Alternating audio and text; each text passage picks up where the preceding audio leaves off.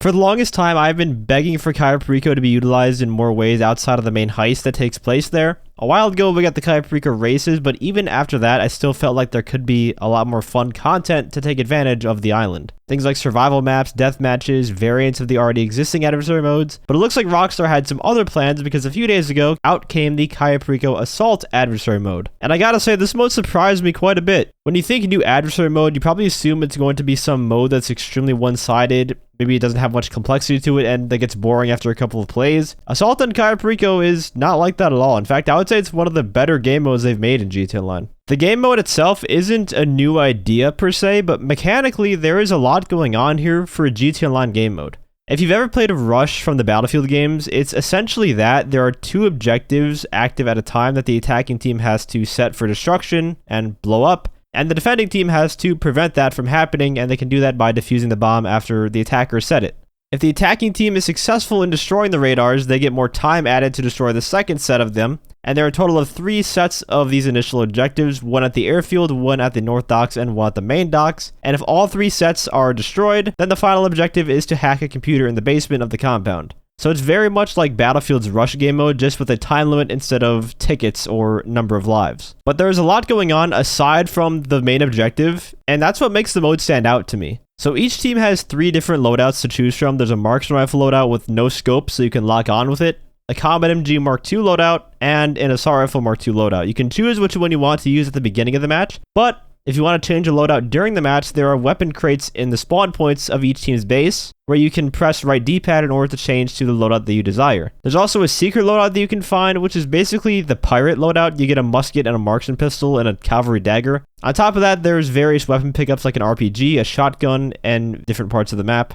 If you hold right D-pad, you have a list of bonus objectives that comes up, and these can range from taking out enemy players, getting headshots, disarming the radars, killing the AI guards around each objective as an attacker, and there's even one for the secret loadout once you get that. And completing these objectives will give you more cash at the end of the match, so it's definitely worth it to try to get them done. The attacking team can also take island loot that is at each location, which is essentially like taking loot while you're on the heist. The loot is at the same spawn points as the heist, and that's a cool side objective you can partake in. The way the spawning works is it's in waves with a spawn timer, so you're going to spawn in with other members of your team. It's not just going to be you spawn in as an individual to go in there and die. It helps the flow of combat a lot. The defenders only spawn on bikes, and the attackers can spawn from an Alkanoss flying overhead. They can spawn at their base, or in a Vetier truck that can be driven around and it acts like a mobile spawn beacon. It really reminds me of those mobile spawn trucks from Battlefield Hardline. I'm not sure if they ever brought those back in later titles, but I know they were definitely in Battlefield Hardline. The defenders can counteract this by blowing up the truck to prevent them from spawning in there, though, obviously.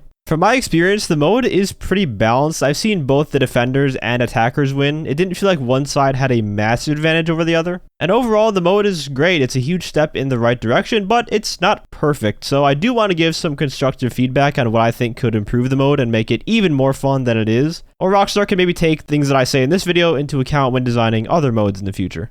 So the first thing is that I'm not a giant fan of the preset loadouts they chose. As you guys probably know, the Combat MG Mark II is the best weapon in the game in terms of an automatic weapons DPS, while the Assault Rifle Mark II and Marksman Rifle are not quite as good in comparison. And specifically for free aim, these are some of the worst weapons to use. The Assault Rifle has a terrible rate of fire, so it's really hard to use in free aim. Personally, I think it would have been better to just let us select from a pool of weapons for a primary and secondary. Primary weapons would be any Mark II assault rifle, SMGs, and the MGs, and secondaries would be any pistol or some of the drive-by SMGs. And then the loadout crates would act as a place to change your primary and secondary guns. There would of course still be a best-in-class loadout, that's just unavoidable, but it would give more freedom to use weapons that we may prefer to use instead of being forced into a specific weapon that we may not like using.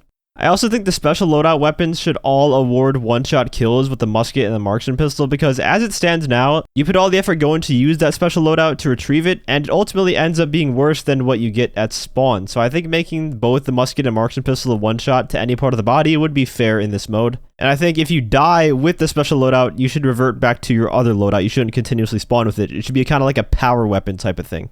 And while we're on the topic of weapons, I find there is a lack of long-range weaponry. It would have been nice to see the various sniper towers get heavy sniper spawns, for instance, so that the defenders can utilize the sniper towers for what they are meant for. I can understand Rockstar wanting to be careful with long-range combat though, because on a big map, you don't want the entire team just waiting back and picking people off the whole match. But I think it would have been better to have a power weapon like a heavy sniper placed in the towers to go and get. Moving on, despite the two sides being fairly even, to me the attacking side just feels like they have a lot more in their arsenal. They have 3 different areas to spawn in compared to the defenders having to spawn on bikes every time and rush the objective to where they could easily be auto-aimed out on their bike. I think both teams should have a mobile spawn vehicle. If the defenders had, say, a Valkyrie helicopter that they could utilize and spawn into if there are slots available in it, without the explosive turret though, just the side turret, so it wouldn't be too OP.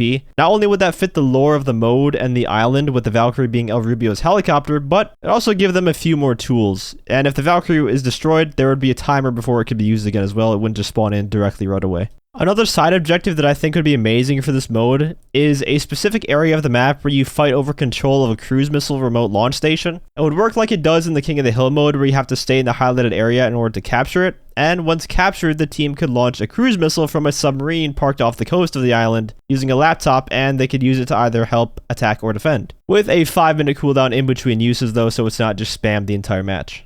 And my last set of suggestions have to do with the final objective in the compound itself. The basement is just way too cluttered and way too tight of an area, especially when there's 30 players fighting over it. It just gets really messy and it's not that fun to try to take over as an attacker when the defenders can just camp in there the whole time. I think it would have been better to have 2 different upload stations in the compound. One can be in the basement, you can keep it there, and the other should be on a laptop someplace outside across the compound. And the reason I say outside and not upstairs or in one of the other interior buildings is because you don't want to create another funnel situation where there's tons of players trying to get into a single entrance area or through a small doorway as a choke point. Just leave the one funnel situation for the basement and have the other one be outside. And because there would be 2 upload stations, the total time needed to upload would be longer because it would be hard to defend that way. But if the attackers managed to upload from both stations simultaneously, then it would go at the normal speed. I also think it would be cool if they put a secret Juggernaut suit spawn point in the compound for the defenders. Again, this fits with the lore of having a Juggernaut in the compound just like on the heist, and makes the defender team a tad bit more fun to play.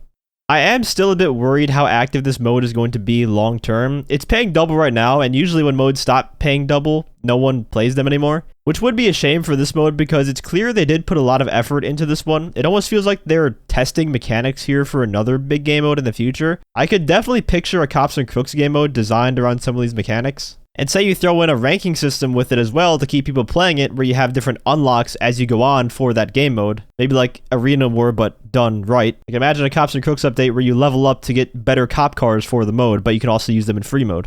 Maybe that's just wishful thinking, I'm just coming up with concepts, but Rockstar is known for doing things like this where they implement certain features as a kind of test for what they're doing in the future. Let me know first what you guys think of the Cayo Perico Assault game mode, and also, what do you think of some of my suggested changes to the mode? If you enjoyed the video or found it helpful, feel free to leave a like, as well as subscribe to my channel for more GTA Online content. I want to give a huge shout out to all my channel members for your support. If you'd like to become a member for some exclusive perks, you can either use the join button or the link that's down in the description. And as always, thanks for watching and have a great day.